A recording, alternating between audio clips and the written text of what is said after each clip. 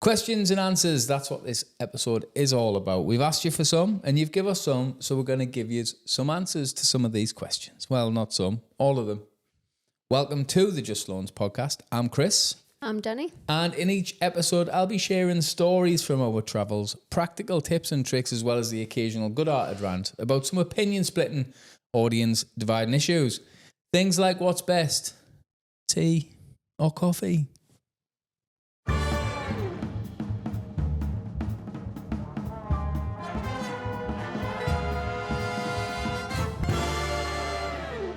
I'm starting to warm to that theme tune. When I first done it, I thought, because it's like part of a few parts of different, like a couple of songs that I've just smashed together. Probably makes us like a DJ, I suppose. It sounds like game show to me. That's what I liked about it. It was just stupid and cheesy. And all of these who listen, they'll remember it. So that was what I went for. So this episode is essentially just us having a little chat. My little lovely. I've asked you for some questions. I've compiled them into a list and I thought we'd just run through them and answer them. Before we get into that though, we have got some travel guides to plug. So if you are looking to plan a trip to the NC 500 or the Ultimate Scottish Road Trip, you're trying to keep you yawning. Yeah, I'm pretending I'm not yawning. If you're watching that on your YouTube, you could definitely see it. I've listened to this advert quite a few times. Not as many times as them. You interrupted me advert. You're dragging it on now. We need to pay the bills. Go on, quickly get the books done. If you plan to go to the Isle of Arran or anywhere like that, we've got travel guides available. Sloansmedia.com. Go to the link in the description. And we've also got our instant guides available. 7 of them for £6. Is that quick enough for you? Yeah. So, on to the questions. So the first question is, do you go to any van shows or festivals? We have been. We've been to a few. We went to, it was a Van Life Fest and then an Overland Show. We've been to 3. And then I went to the Van Love Fest last year. So, I don't know, van shows to me are a little bit like, I don't know, going to like a car boat sale. Like, it's good the first time you go because everything's new, but then if you go to like regular ones, you realise that it's not really a car boot sale. It's the same people selling the same shit. Like van shows are a bit like that. It's the same vans, same people, and it's nice to like have a catch up, but not really my place most of the time. I might go to 1 or 2 a year max, but I'm not a huge van festival type person. We are going to 2 this year though. Well, 1. 2. Well, 1 festival and then obviously the NEC as well. Oh, yeah. So last year we'd done 2. We'd done 2 the year before. So 2 a year. Yeah, 2 a year roughly. So we're at the Van Life Fest in Malton at the end of June for 3 days. We've got like a trade stand and doing some talks and obviously the NEC. But other than that, I don't think we're going to any others yet. Not yet anyways. You get obviously like invited to a lot doing YouTube and stuff, but it's just, I don't know, I think people maybe see the channel and think that we do YouTube because we want to be sort of part of the community, but I just kind of done it half the time. I like just doing my own thing. Yeah, you just like that anyways, aren't you? It's nice to, like, obviously to meet people, but I prefer meeting people on the road much more than the van. Like, van shows are a little bit weird. There's like a strange, like, we'd go to the others and it was like, oh, the creator corner and there's these like YouTube people and that, and I'm like, what is that? Like, do you know where though we really enjoyed it was the motorhome show? It was a different scene, that's totally why. And in all fairness, no one knew who we were, so it was like quite chilled. We didn't. I mean, I'm saying that as if we were celebrities. I don't mean that, but like, you could just mooch around. It was nice. We got a nice amount, considering how busy it was. We didn't get that many people that recognised us, so it was ideal. Yeah. And then the people that did were all spot on. So apart from, I can't remember who you are. I'm sure you comment regular. Can you remember when he wanted the picture of us, but not me? So basically, picture with you. I'm like, all right, sound. So move out the way. I pop in the comments. I'm sure did he get me to take the photo? Yeah. So pop in the comments if that was you. I never know people's names on like the comments. But we had, what was nice though, we had Darren and Tasha who like do YouTube as well. She does it with cats, man. Life Beyond Bricks, I think it is. What Yeah. nice lass, but clearly got a screw loose because she's got a cat in a van. How do you do that? I was saying you should do that, like as a video. What, get a cat in the van and see how you survive for a week. I'd rather just not have a van. Do you know why he doesn't like them? It's because he's allergic to them. Well, it's not that. They're just not pets. Yeah, you're just allergic as well. I am allergic. I'm not just allergic. I'm allergic, but that's not the only reason. I just didn't think they're pets. They are. They're not. It's like saying, oh, I've got a cute pterodactyl. They are pets. But they're not though, man. They are. How long, if you died and it was in the room with you, how long before that, yeah? I didn't blame it. How long, Rufus, do you reckon, that golden retriever, he'd die next to you, him. He'd just lie there and starve to death. A cat would be like, oh, she smells a bit funky. I'm going to eat her. But why not? I'm dead. Because there's no loyalty there, man. They do not like you. I'm dead. As soon as you stop feeding the cat, they just piss off to another family or they'll just try and eat you. No, Cats are not pets. Yeah. Anyway. But what I was going to say, though, it was nice because obviously they were well known. It was nice to watch the sort of people coming over and saying hello and like, I don't know. People moving us out the room, yeah. by the way. So I want to see Darren. I'm like, alright, Sam, cheers. Do you know who I am? No. The next question was, what's my daily driver? The Grand California is my daily driver. I use it every day for everything. Other than when we haven't got the kids, in which case it doesn't really move if we're not going away. It just gets shot on by a bird. It's the wing mirror's covered. Oh, no. I'll be in an accident because of that bird. I cannot see a thing in it. The whole wing mirror, it looks like he's just poured emulsion. I've been emulsioned.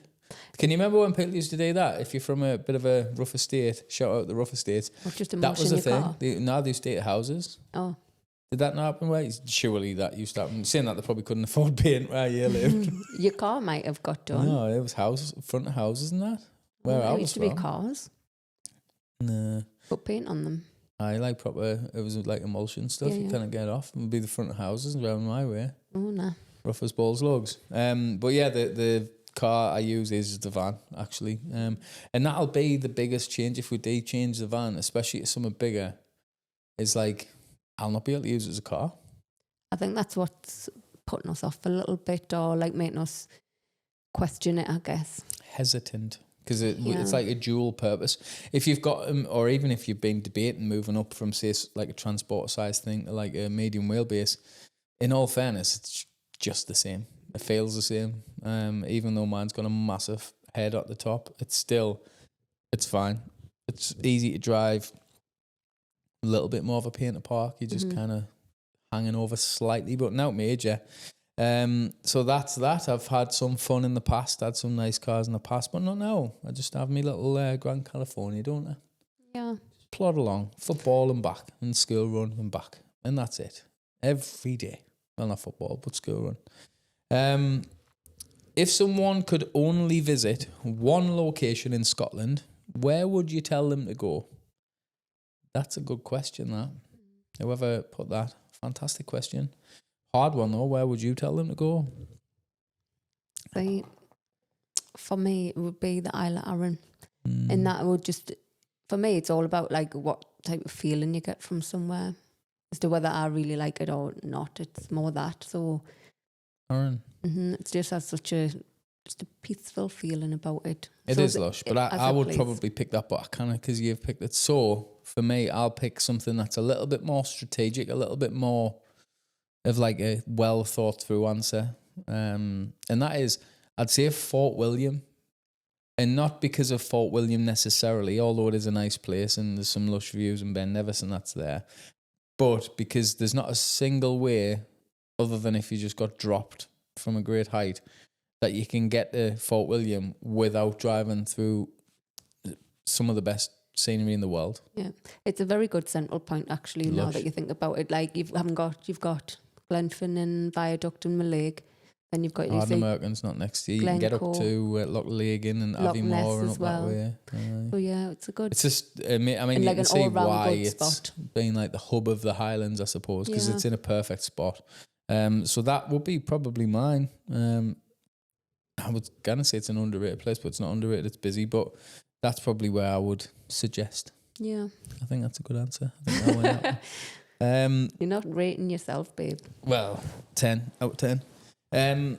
How does how does Danny cope with me in the van? How do you think I cope with you in the van? I'm an absolute delight. You think you do your head in? There's not a single flaw. What is that? Come on then. I drive, I never moan. You do. I'm positive all the time. To be fair, in the years, I would say there's probably only been about once or twice.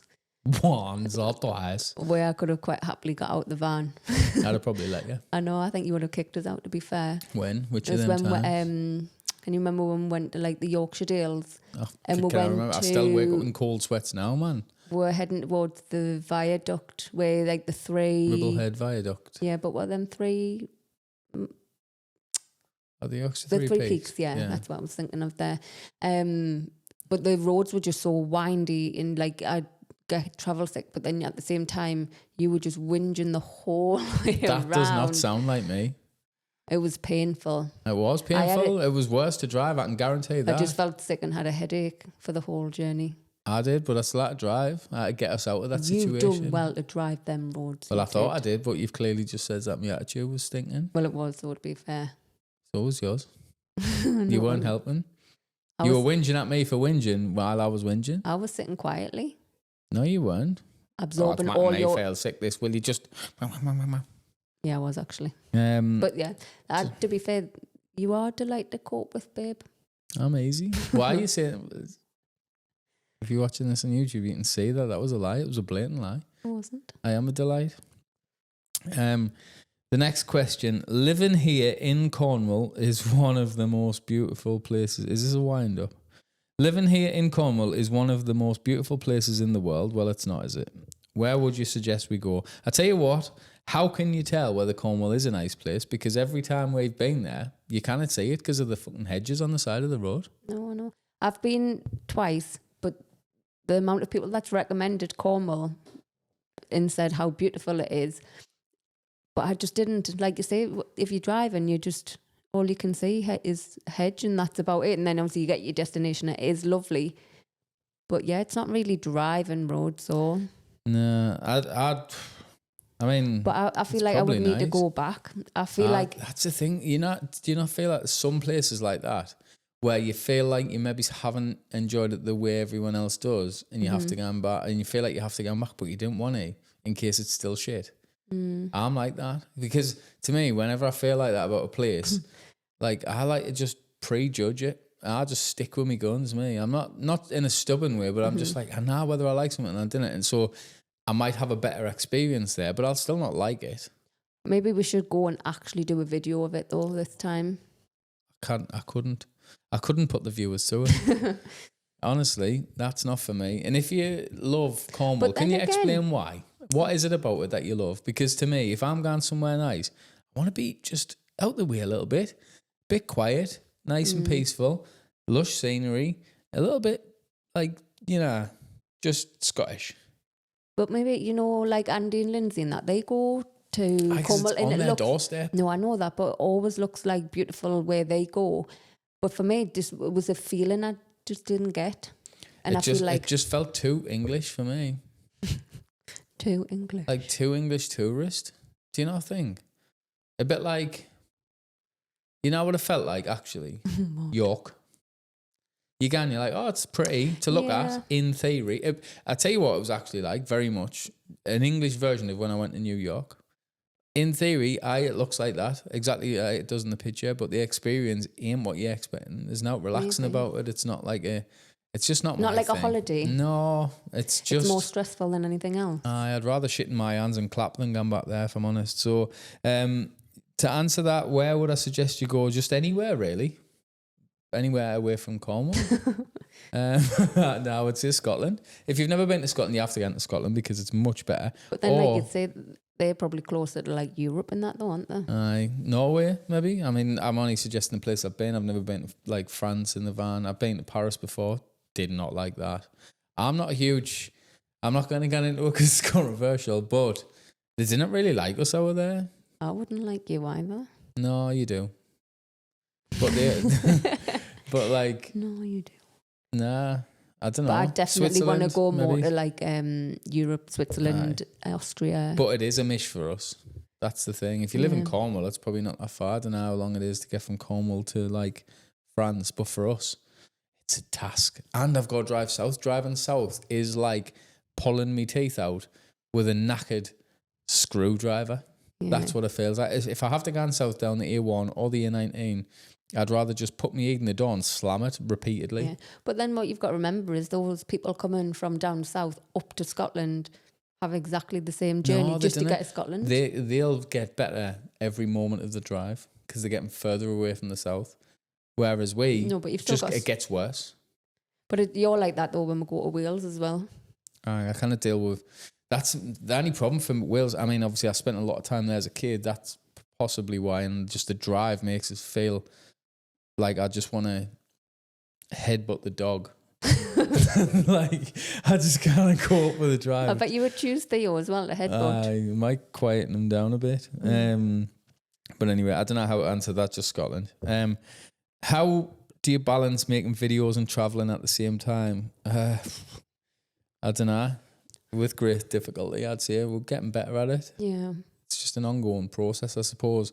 Because, I mean, I covered partly some of it in a previous video, the one about YouTube and stuff and how hard it is. And, like, the content that we've made sort of changed and evolved over time from, like, stuff, just general stuff, which could be a mix of at home and away, then, like, really cinematic stuff, which was impossible. That was hard work to make, especially when you get new views. And then the more vloggy stuff that we do now is, strangely, we're recording a lot more, but it's a lot less stressful. Yeah. Because I'm not really bothered about what I'm recording anymore. Yeah, you're not as uptight. Aye. It's like, well, we get what we get, and if we miss something, we miss something. Like, it is what it is. One thing though, I do like admire like other YouTubers as well who, And me. obviously you, but like sort of the commitment to Oh, like it's vlogging 24/7. Like some people literally vlog, I don't know how many hours a day, and like I just think, God, like that's hard graft. That. Well, anyone who is into YouTube has probably watched Casey Neistat, and he vlogged every day for like 800 and odd days. I don't know how people do it, me. I loved it, man. I used to watch him every day. I loved it, but I don't know how we done it. The next question is, can you actually have a good shower in a camper van? Yes and no. I think you can have a nice camper van shower, but it's never the same as a proper shower. Like, even when, like, the last night or two before we come home, because we have like, you have like quick showers in the shower to try and conserve water, because we're sort of very good at that now. Like the toilet and the shower, we've got that like dialed in. So, but then when you're coming home, say the next day, and we've got like 45% water or whatever, I'll just have a proper shower. Yeah. But it's still not the same. Like, it's just the space more than anything. Like, the shower head and all, that's fine. It's not as powerful. But, well, I suppose it is, because we've got one of them rain shower things here. But it's more just the space. Like, it's better than not having a shower. I don't know how you stay that. The ones that haven't got a shower or a toilet. I don't understand that. If you've got, obviously, if you've got a transport size thing, like when we had the California Ocean, fair enough, you haven't got really any space for it. But if you've got a medium wheelbase or a long wheelbase, what are you playing at? What do you do? The luxury though, having just somewhere to sit, the toilet, and having a wash. Why does anyone else's missus just sit on the bog, shitting and talk to them at the same time? It's a private affair. It's like a community event when you go to the toilet. I think it's just how I was raised. Feral. Feral, yeah. Honestly, you're going to walk past and just this little head pops out. Where you going? I'm like, can you just focus? You just focus on that. You say that, and then I'm on the toilet, and you come barging in and stand there and have a conversation with me, and I'm like, because half the time you're on there for about a week. I'm trying to escape you, and you still come in and find it. I don't know how we. Oh, good shower. Next question: if you could pick your van up and place it anywhere on the globe to road trip, where would it be? The USA, without a doubt. There's probably, I don't know the answer to this. I don't think there is though, but there can't be, or there's nowhere else I know of, maybe other than Russia, that is as varied as America. Like, you can go from desert to like alpine type stuff in the same country. Yeah, I would just say like Europe along there. What, like Switzerland and that? Yeah. But it's just the same though. I mean, I've never been, but it looks incredible. But like, it looks like Switzerland. Mm-hmm. America is like, you got like Utah, you got Washington, Mm-hmm. you got like Texas. I'm just naming places here, but like, there's just a lot of variation. I'd love to go to like Utah and stuff, and Mm-hmm. I always want to go up like Portland area. Bit tapped up there, but the scenery looks insane. Mm-hmm. So that would be mine. Switzerland for you. Yeah. What's your dream van? Do you ever see yourself getting a big motorhome? I ain't got a dream van of you. I do see us getting a big motorhome though. We have been trying them on, haven't we? We've been We've been trying to have a test look. fitting a little bit. We've had a look round. We'd need further forward. We haven't got a clue. We need to try. Like we need a Well, we'll get, hire like- one though, don't we? I would do. If you've got one that you want to hire, give us a for free. We'll make a video. Might not be a good one though, so probably best. That's probably why no one's willing to date. They've seen my reviews. But no, I would like to see what it's like, I think we will end up getting one. because I think with anything, it doesn't matter which van you have. There's always pros and cons to it. So from a transporter, there's the whole not really enough space, no toilet area, no shower. Sort of the perfect size is ours, but it's just it's a seating area, isn't it? Like sort of making it feel a little bit more comfortable. But I'm sure you would be able to get that if you designed it yourself.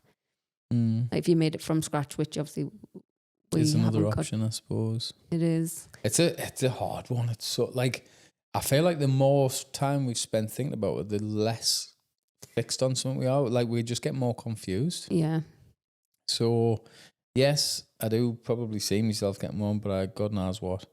Which part of Aaron would you settle in and for what reason, Broddick? Say I like Lochranza and You kind of say Blackwater Foot as I well. feel like I didn't feel welcome oh no, in actually Lochranza. Lamb Lash as well. I don't know. I'm not bothered. Do you feel welcome in Lochranza? Yeah. I didn't. There's nowhere to park. There's no one there. No, but there's nowhere to park. They didn't let you. Like, I don't know. That's the only part of Aaron. Well, it's not. I'm not that keen on Kildon area either. But considering it's like that's where all the people with money are, so they're like, yeah, piss off. I think it's just because all the other places are like there's plenty of places to park. You do feel welcome and stuff. I'm not saying that we don't even really see anybody in Lochranza, but it's just because there's not really anywhere for you to park up. So then if it's not that, you just sometimes assume that you're not wanted in that area. That's all. Yeah. So. But it is lovely though, like the views and stuff. Very pretty. Yeah, I'd say Broddick. There's just something about Broddick. It's just plain, a little bit boring, but it's Broddick. And I love Broddick. And it's like a welcome party every time I get back to Aaron. It's like, oh, I'm back in Broddick. I love it there. Yeah. It's the hub of Aaron for me. How do the kids feel about moving to Aaron? Well, we're not kind of moving. Even when we sell this house and buy land or whatever we end up doing on Aaron, we'll not be moving there full time, probably for a good chunk of years yet. Well, we've got a week with the kids and a week without the kids. So the week without the kids would be us living on Aaron, really. And then we're probably going to have to start swimming across though, because them ferries are going to cost us a fortune. I know. We'll have to get a dinghy. That's why I think we should just be a pedestrian crossing. But a pedestrian, I can't say. It's easy for you to say. Pedestrian. Yeah, because then it's we just cheaper. have to leave a car or something. Yeah. So then we're spending money on a car that gets left in one place for half the year. I don't know. Yeah, there's no right answer to that. That's the only downside. But then that's what I love about Aaron is that it's an island. And like you sort Island of cut life's off better, innit? from It's everything. slower. Like, there's no rush. It's like, where are you going again? Just settle down, slow down. Slow down, Mary. I'm not even bothered about overtaking on Aaron. Couldn't care less. I've got nowhere to be. Ideally, if the kids could be convinced to come, They're all at a funny age. they're all I like think friends is more important and stuff. like teenage. Well, we've got like a teenager daughter who's like everything revolves around our school and our mates at school. And then I've got another one not far off being a teenage girl as well. Mm-hmm. And my son would come. They just want he's easy, but the rest of them, it will be a little bit complicated. So it's not going to be like that anytime yet. What's the most beautiful view you've ever seen? Quorang? Yeah. Other than obviously Norway. Norway was just full of them. If anything, though, it was a bit too many. I would complain about there was too many. Yeah. Like, it was a bit desensitizing, do you not think? Just overstimulated. The first day, I was like, wow. The second day, I was like, wow. The third day, I was like, I can't take this in. It's too much going on. It's too pretty. It is a beautiful And place. it ruined. I'm glad Scotland is Scotland and it is what it is because it's very much Scottish. And that might sound daft, but there's nowhere else like that I've ever been. No, I so think Norway's dramaticness, though, because I always loved Scotland for the drama, like the weather, the clouds and that. But then Norway, you would be driving along and there'd be like the most insane sky or rain clouds or something on the top of a mountain. It was just ridiculous. And then like ice blue water and bloody glaciers creeping over the top of the mountains. It was insane. So I would say like in the UK, I would say Quorang.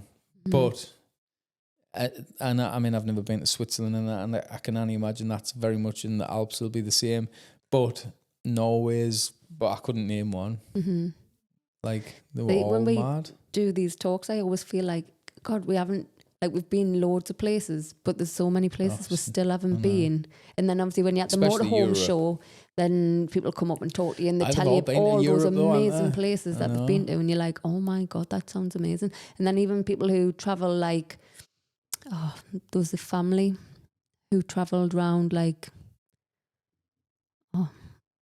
you help us out here. Mongolia. Yeah, like places like that. Yeah. Oh, was it that woman with her son? Was that her son that done it? It was? Yes. I don't know, but wasn't it Mongolia somewhere you went? Yeah, like you just travelled all over. Yeah. Like with these 2 children as well, and you just think, God, what a experience. If I could go back, that's what I would change. Yeah. I would just do it with the kids at a younger age, so that's just their life. Yeah. And just experience and see stuff, and rather than be like, oh, going to school and learn about castles, I'd be like, let's go and find castles and go and walk around them, and we'll learn on there. Well, you want to learn about climate change, or whatever, we'll learn about forests, anything. Let's go and do that. That guy that you know who does that, has he got a son, just a son or a son and daughter? But he does that as well. Travels around with his children. Not down at all. You know that guy that he's got a son or daughter. Yeah. You meant to know who I mean? I don't know who you're about. I can't remember his name. I think she's just matting herself.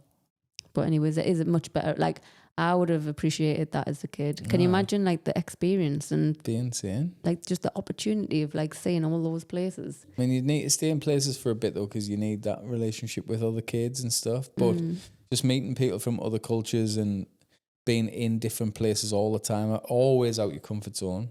Like your comfort zone would be being uncomfortable and in a place you don't necessarily. It's strange though sometimes, when say you've had like an upbringing of a certain, like too much of something, then people then crave like stability and having somewhere to sort of anchor down to. Do you know what I mean? So I think that would be a thing. Yeah. Definitely. Like if we I don't know, I think if we were like full time on the road, there would be periods. I think for me, like a nice balance is about 6 months away, 6 months. But I was saying that even like sort of about, say, other YouTubers who have been on the road for a long time, you see now that they are settling down, getting a house in sort of... Nightmare for the YouTube channel though. If it's like Chris and Danny van life and then now we're living in a house, it's like, well, now what?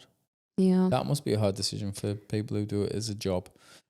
What's the most underwhelming place you've ever visited? Stonehenge. It was just some rocks, wasn't it? I didn't feel like and it was right on the motorway. I didn't mind it. It was like a drive-through. That's what it felt like a drive-through place. So like the colour of your socks. But I don't know, I just didn't feel that. I don't know why you hear everything about, it's such a spiritual place. I just feel connected to the earth while I'm there. I don't know what accent that was. But I didn't feel none of that. I just felt like I was in next to a motorway and there was a pile of rocks. I actually get a feeling a bit like that in Macri Moor. I feel weird there. But I didn't feel that in Stonehenge. Yeah. Maybe I'm tuned into the Scottish signal, not the UK one, the English one. Maybe. But I would say I can't really think of anywhere, to be honest. But in terms of a place where you've maybe seen photos on Google and you think, oh, that looks like fairy tale, magical. And then you get there and you I get, know oh, you were going to see it. what's it called? Fairy Glen on Sky. Is it Fairy Glen? Yeah, So it's not a bad shout, actually. It's pretty, but it's just so small. It's like in miniature and you get, oh. It's just how Danny felt when we met, really. Yeah. All over again. No, it was like, I get what you're saying. Like when the first time I ever seen it in pictures, I was like, wow, the same. And then you're like, oh, is that it? Yeah. You almost walk past it. But I often find it's a nice little place, though. Oh, it feels nice. It's just, I don't know, the pictures, if there was pictures and people were next to it, sometimes you say like stone circly things, and if you put a person next to it, they look tiny because they're massive. It's like you've done it with the bands. Yeah, I think it's probably that, though. You know, when you've seen photos of something and then you go and it's just nothing like a photo, I think that's when I normally feel a bit underwhelmed because you get, but it is what it is. If you could change one thing about the Grand California, what would it be? Easy, that, isn't it? Yeah. Seating. We need somewhere to sit. I would change the layout completely, to be fair. I wouldn't have a fixed bed. And we've discussed this on previous vlogs and I think on a podcast previously. That layout just don't work for us. It's subjective. Layouts are layouts, and you might like that. And people commented on that saying, oh, well, like we're actually the opposite. We wanted a fixed bed. We wanted that layout. And other people saying, oh, well, we're the same and so on. It's just like where you put your settee in your house. It is your own thing. But for us, it just doesn't work. There's nowhere comfortable to sit. I think it's just the comfort side more than anything. What's them? I feel like I've got a corset on, and I have to sit on them seats. Yeah. Is it a corset? That's what I feel like I'm wearing. It's just being sucked in. I've got to sit up straight, otherwise I can't breathe. You just don't like sitting up straight. I cannot sit up straight. I've got no good of a posture. Pure jelly spine Sloans. It's all called, mate. What is one place you haven't been to yet but is on the top of your list? Switzerland. Yeah. Is that your answer? There and Cappadocia. I've got a thing. Yeah, but and then to do all them underground little, I don't even know what you call them. There's tunnels and stuff, isn't there? What, in Cappadocia? Yeah, well, I think pretty much everything is built into the rocks and that there, isn't it? Yeah. It's because I want to do a balloon ride. Cappadocia. It's the only place that I know where it's so picturesque, but I'm sure there'll be other places. I would probably say Switzerland definitely is on there for me. And what on about there was a hotel you were saying that is changed into like an observatory, or it was an observatory and then it was changed into a hotel. Both. I think it's like an active, like, but it's on like a mountain. Top of the mountain in Switzerland. I'd love to stay there. That would be cool though. What initially sparked your interest in a camper van or in camper van travel? For me, it was sort of working and having the business, and I suppose I felt like I'd achieved everything I wanted to achieve, and I just was sort of in search of just more in my life, I suppose. And then I obviously started watching bits on YouTube, and then YouTube algorithm was like, you want this? Let's show you 10,000 more of them videos. But who would you say was the word? Like who you aspired to sort of live a bit of a van life like? Mine was actually, initially, it was a channel called Joe Rabinet or something like that. He hasn't got a van, but he would like build shelters and that in the woods and like take his dog, Scout it was called, and he would go out and start like do bushcraft stuff, and I just loved the idea of that. I thought it was fantastic. And then I seen the Pacific Crest Trail, which I really want to do and still want to do, which is a 2,500 mile hike from Mexico to Canada. And then I stumbled upon, I think Living the Van Life potentially might have been one of the first ones that I seen. Probably will have been, because I much prefer like good cinematic stuff, and like van life stuff's a bit boring and vloggy in it normally. So I think it was probably them.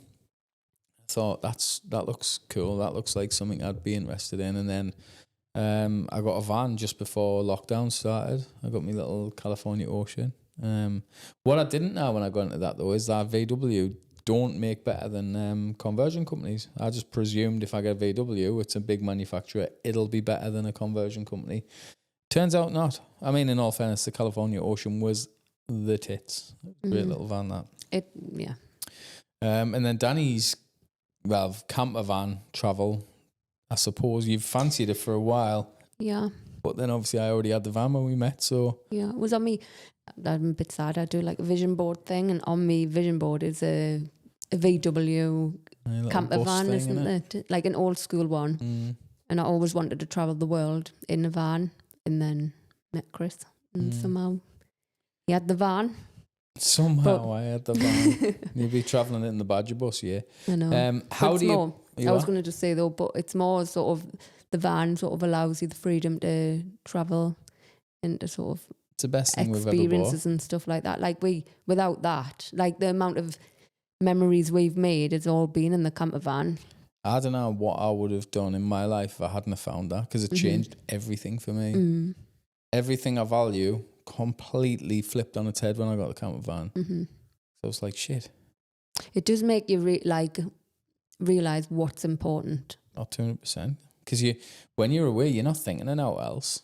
I mean, you are thinking, I need to do that and when I get home and all that. But normal people are not thinking about now. They're just like present, and it's amazing. So if you haven't got a camper van and you are debating it, honestly, I can guarantee you it will be the best thing you ever buy.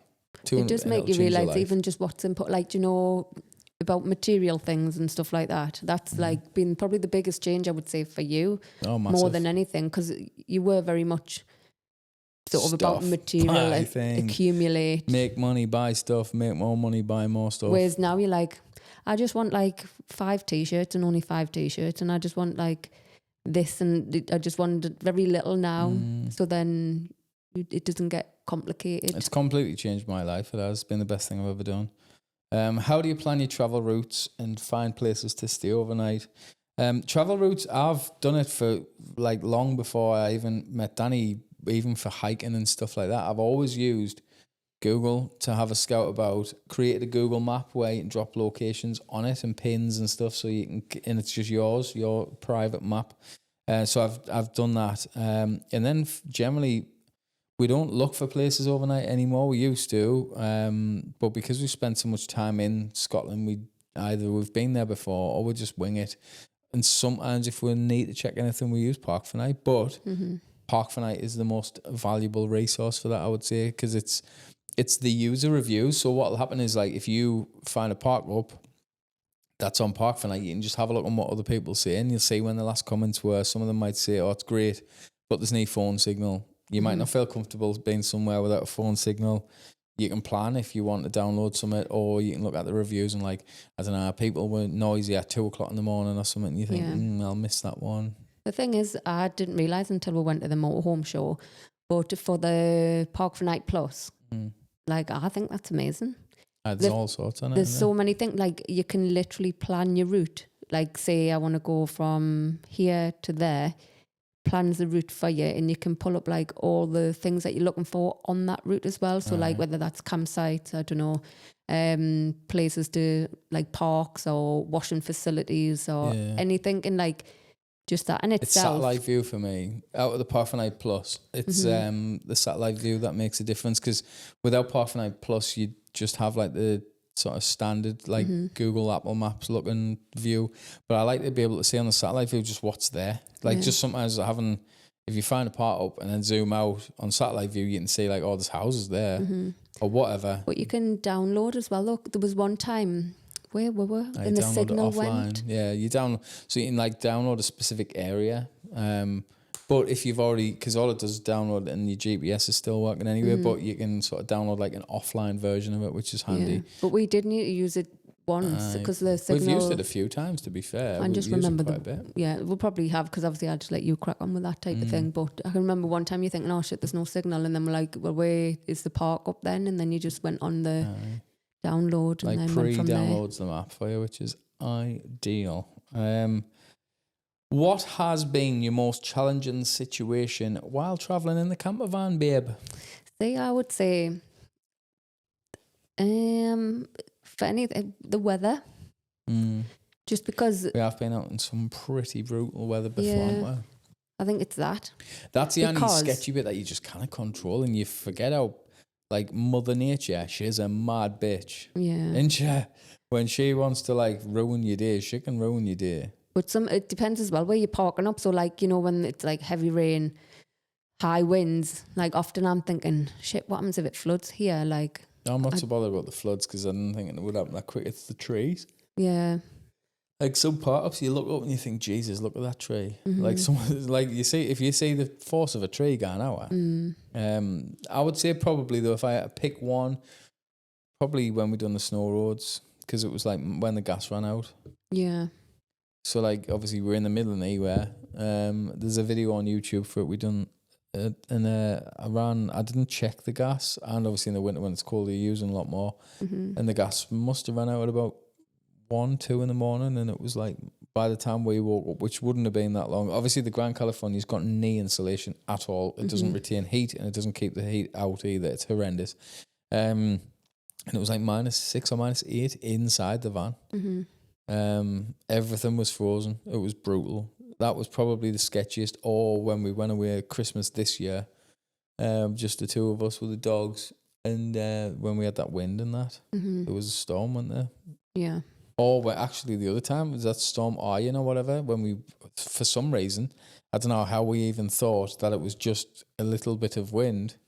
It was causing chaos all over the country, and we were going up the Cairngorms. Yeah. We got stuck. We barely got out of, like, we didn't even get to Berwick on out up the A1 because the whole A1 was shut. There was just wood, corrugated iron, trees, road signs, cars abandoned, bloody lorries all over the place, and we were trying to get into the Southern Cairngorms in the middle of it. We ended up turning around, and then the A1 was shut, and we couldn't really get home. We had to go on all the detours all over the place, and all the little roads were shut as well. That was sketchy. I don't know why we thought that was a good idea. Yeah. Don't know.